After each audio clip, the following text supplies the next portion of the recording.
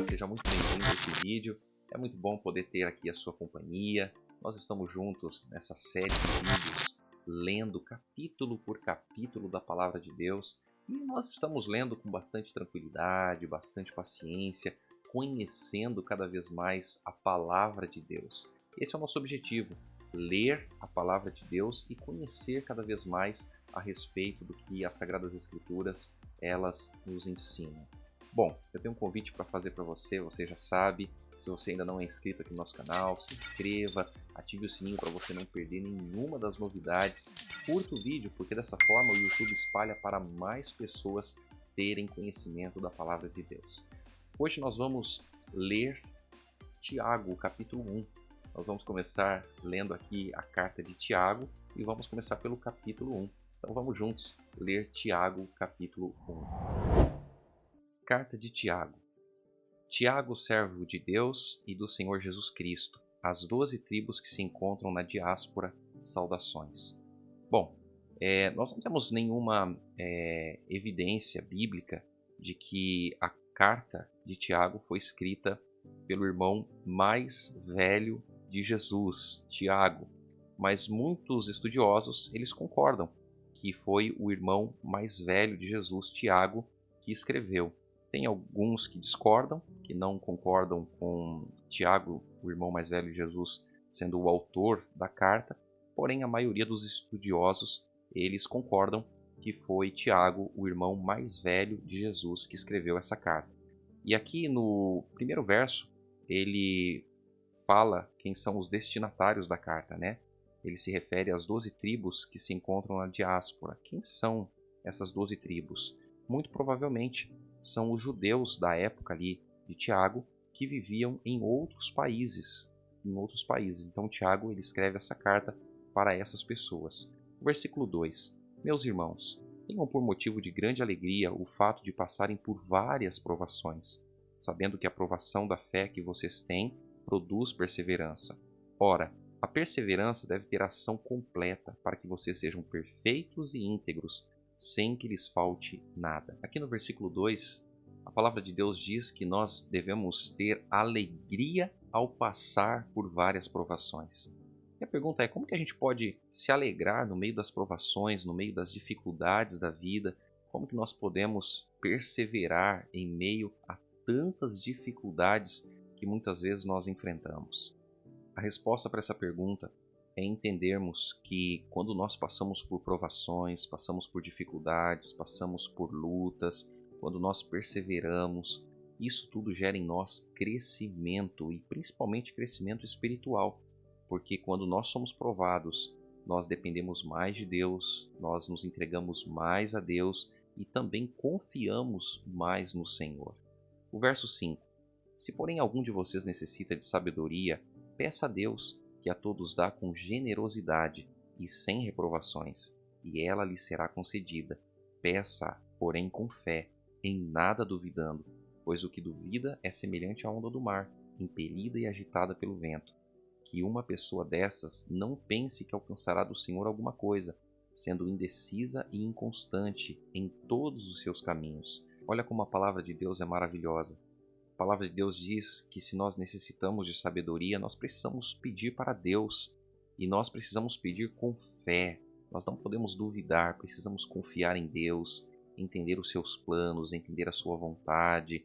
Nós sempre vamos viver uma vida cheia de lutas, de dificuldades, de problemas. Quando nós confiamos em Deus, Deus ele sempre cuida de cada detalhe da nossa vida.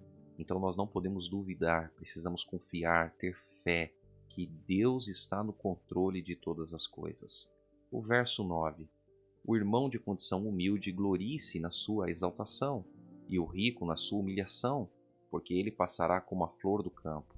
Porque o sol se levanta com seu calor ardente, a planta seca, a sua flor cai, e a formosura do seu aspecto desaparece.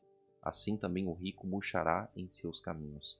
Então, aqui nós podemos perceber que nós não somos nada sem Deus. Nós precisamos de Deus na nossa vida. Bem-aventurado é aquele que suporta com perseverança a provação, porque depois de ter sido aprovado, receberá a coroa da vida, a qual o Senhor prometeu aos que o amam. Ou seja, felizes são aqueles que suportam, que perseveram na provação, porque depois de ter sido aprovado, diz a Bíblia, que eles receberão a coroa da vida.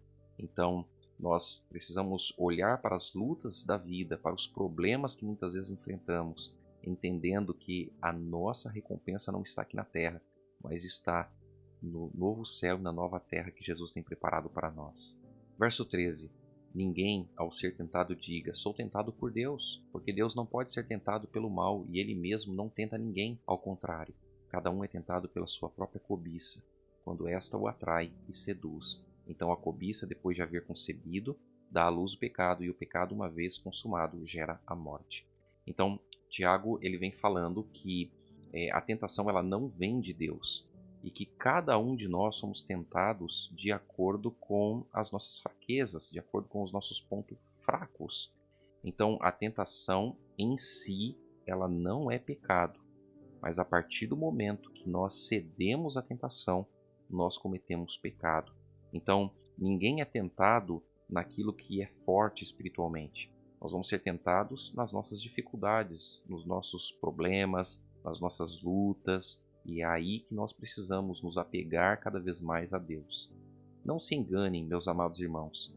Toda boa dádiva e todo dom perfeito vem lá do alto, descendo do Pai das luzes, em quem não pode existir variação ou sombra de mudança, pois segundo o seu querer, ele nos gerou pela palavra da verdade, para que fôssemos como que primícias das suas criaturas. Verso 19. Vocês sabem essas coisas, meus amados irmãos. Cada um esteja pronto para ouvir, mas seja tardio para falar e tardio para ficar irado, porque a ira humana não produz a justiça de Deus.